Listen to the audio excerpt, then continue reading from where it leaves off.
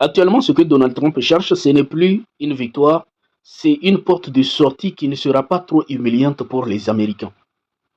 Mais le problème est que le monde entier est conscient d'une chose. Les États-Unis non seulement ont perdu la guerre, mais ont été humiliés. Écoutez. Sur LCI, pour celles et ceux qui nous rejoignent, voici l'information du soir. C'est un tweet de Donald Trump posté sur son réseau social Truth Social, selon lequel un accord a été largement négocié entre les États-Unis d'Amérique, la République islamique d'Iran. Donald Trump vient d'acter la défaite des États-Unis face à l'Iran. 5 semaines de frappe menées par les Américains. J'ai d'une souris, c'est ça que vous êtes en train de nous dire, c'est pas grand-chose. Non, c'est pas une souris, c'est une défaite. C'est une défaite. La vérité est que tout le monde est conscient d'une chose. Même leurs propres médias, les médias de propagande, ont compris une chose. Tout ce que les Américains ont fait là-bas, c'est une défaite face à l'Iran. Vous imaginez le poids que ça donne à l'Iran? Même parmi ceux qui voulaient frapper l'Iran, il y en a qui ont changé d'avis. C'est ce que j'ai dit. Au fait, l'Iran a tellement frappé fort et de manière brutale que, au fait, pour dissuader tout prétendant agresseur, c'est fini. C'est-à-dire que l'Iran a montré que si je suis capable de mettre à genoux votre patron, ce n'est pas vous les petits pays, la France ou je ne sais pas quoi là, qui viendront m'emmerder. C'est ce que l'Iran est en train de démontrer. Et ils sont conscients de ça. Les plus puissants, c'est les Émirats Arabes Unis. Les Émirats Arabes Unis ont changé d'avis. Oui. Ils ne voulaient plus frapper l'Iran. Exactement. Moi, ce que je peux vous dire, c'est que du côté israélien, il y a énormément de colère, de frustration. Actuellement, je suis en train de dire ce qui se passe là-bas. On a l'impression qu'on est le dos au mur, seul, avec un partenaire, un allié qui nous lâche en race campagne, comme vous venez de le dire. Et donc, à un moment donné, la question, c'est comment on va sortir par le haut dans cette affaire. Ils ne s'en sortiront pas. Israël ne s'en sortira pas. Et ça, c'est une réalité. Je vous dis, et ça, au fait, le problème, c'est que Benjamin Netanyahu lui-même, il le sait. Il le sait. C'est pour cela, au fait, pour lui, tout doit être guerre perpétuelle et conflit permanent. Parce qu'ils savent qu'ils ne s'en sortiront jamais. Parce qu'ils pensent que la résolution, c'est-à-dire que la seule manière pour eux de résoudre le problème, c'est par la violence. Et ils sont en train de comprendre que même quant à la violence, ils ne s'en sortiront pas. Parce que le Hezbollah les tient tête. Je vous avais déjà montré un député israélien qui avait demandé à Benjamin Netanyahu, tu prétends que tu vas démanteler l'Iran, tu vas détruire l'Iran, tu vas faire la guerre à l'Iran. Ça fait 3 ans, tu es avec le Hamas en Palestine. Tu as tous les droits de bombarder, de faire tout ce que tu veux avec le Hamas. Avec tous les droits que tu avais, tu n'arrives à rien faire.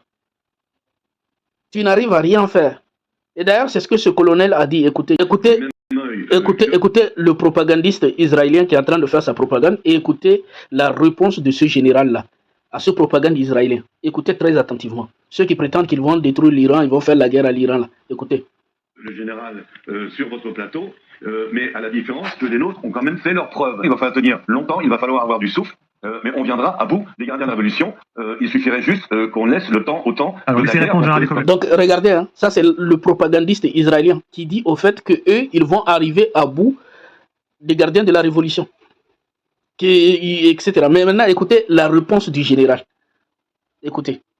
On laisse le temps au temps des négociations. Oui, très rapidement, quand on voit les succès d'Israël contre le Hamas, qui est toujours là, j'ai pas rêvé, contre le Hezbollah, qui est toujours là, j'ai pas rêvé, malgré des frappes sans aucune retenue contre le Liban, je me dis, c'est pas une question de courage ou de manque de courage, c'est une question que vous n'avez pas la solution.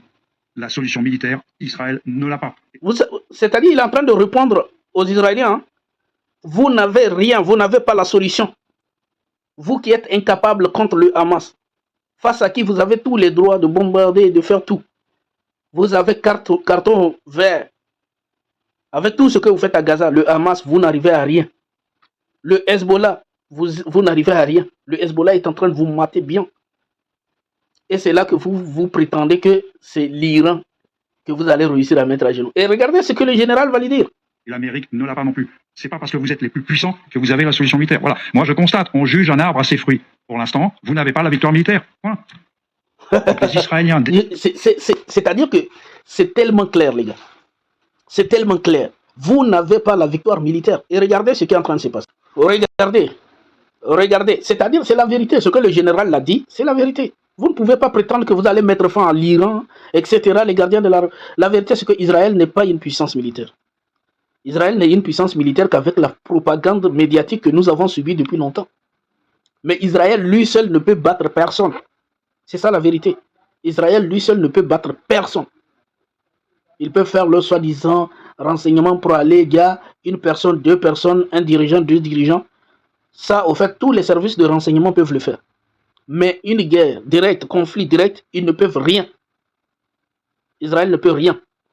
Et regardez, on nous dit, l'Iran affirme que les États-Unis leur ont dit d'ignorer les déclarations publiques du président Trump car elles ne servent qu'à des fins de médias domestiques. C'est-à-dire que toutes les propagandes que Donald Trump est en train de dire dans les médias, les Iraniens, ne vous inquiétez pas. Ça, c'est les Américains, l'administration Trump qui vient rassurer les Iraniens.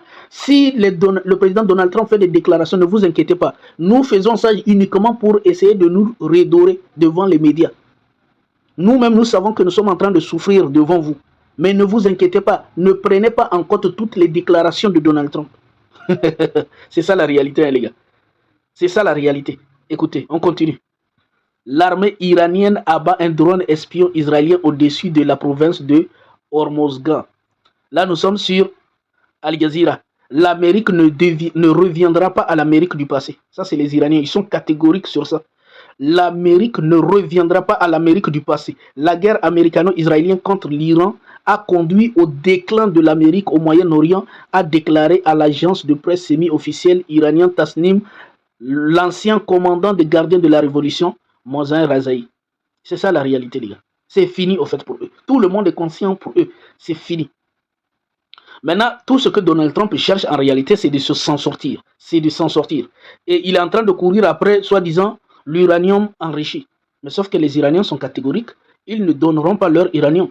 Là, nous sommes sur BFM qui nous dit accord entre Iran et les États-Unis. Téhéran prévient qu'il n'abandonnera pas le Hezbollah. Ça, c'est un autre point de négociation.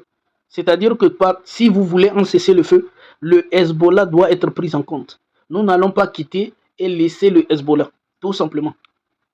C'est fini, je vous dis.